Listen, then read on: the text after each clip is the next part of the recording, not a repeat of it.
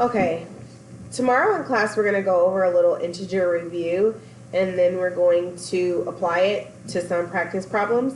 But I really want you to get down the process of how I want you to solve these integer problems in the future, because I think it'll be an alternative method to use to solve integer operations, and we're going to see integer operations all year long. So we're going to be combining and finding the difference between integers. And we're going to do so by getting rid of subtraction. So what does that mean? For example, and you will be writing this in your notebooks, so I highly advise you to get started on it today or tonight, and then you'll have more time to practice in class. So for example, if I have -3 minus 11, I am going to write that into something else. So, what kind of 3 do I have here? A negative. And then, what kind of 11 does this look like if you get rid of this sign here? It's a positive. So on top, I'm going to write negative minus a positive. But I want to do something else. I am going to keep the sign of the first one and then add the opposite. So down here, make a little note, and we're going to call subtraction adding the opposite. So what does that look like? I keep the -3, and then I put a plus sign, and then I bring that symbol with the 11. So now I have addition. And then I can apply my integer rhyme. Same signs add and keep, different signs subtract, keep the sign of the greater absolute value, then you'll be exact. So I have a negative plus a negative now. They have the same sign, so all I have to do is combine them and keep that sign. So 11 plus 3 is 14, and it will be negative, and there's my answer. If I lost you, let's try another one. Let's say 4 minus 26. So I have a positive 4.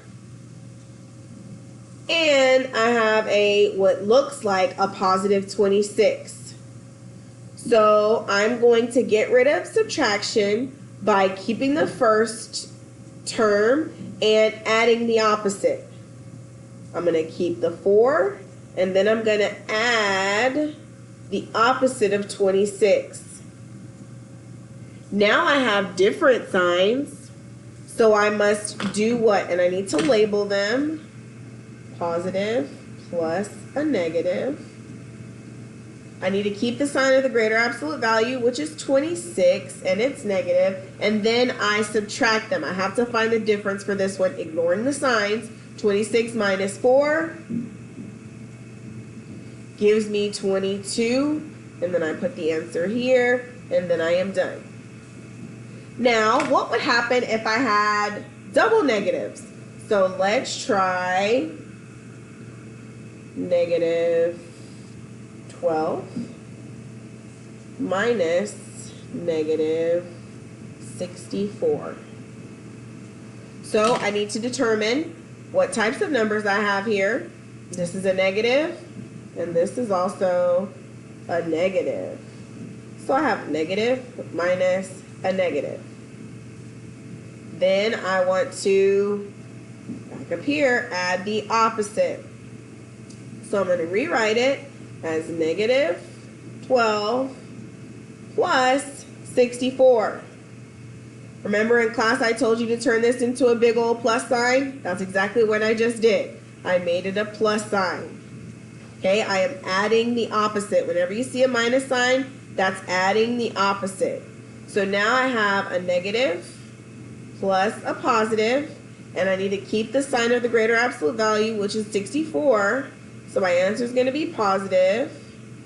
And then I find the difference because they have different signs. 64 minus 12 is positive 52, and I'm done.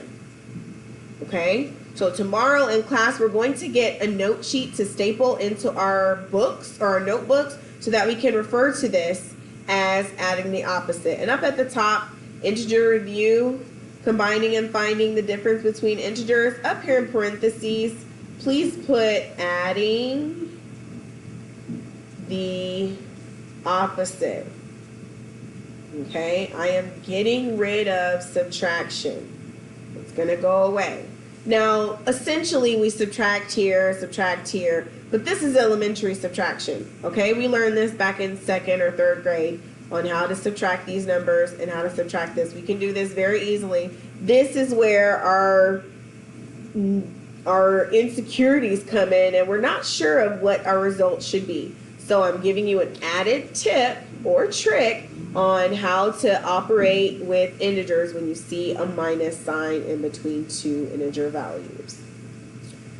So when you get your assignment tomorrow, it's called a speed quiz, but by no means am I taking a grade for it. I really want you to get into the habit of looking at this and saying, oh, okay, I have a -2 plus a 3.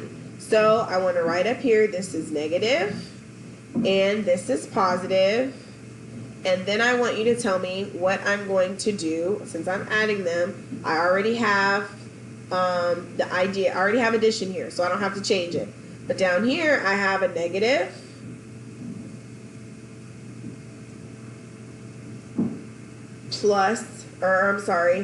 minus a positive. Then I need to change that to a negative plus a negative. So it will be -6 plus -5. That negative sign is going with that 5. Okay? Then here I just need to determine what kind of answer I have. There's no symbol in between these two. So this is multiply. Negative times positive, different signs. The rest of the integer rhyme is multiply or divide. It's an easy thought. Same signs are positive, different signs are not. Do these have the same signs or different signs? So what kind of answer would I get? A -1. So we're literally just going to go through these problems and determine the process to solve them. We're not actually going to solve them. Okay? See you in class tomorrow.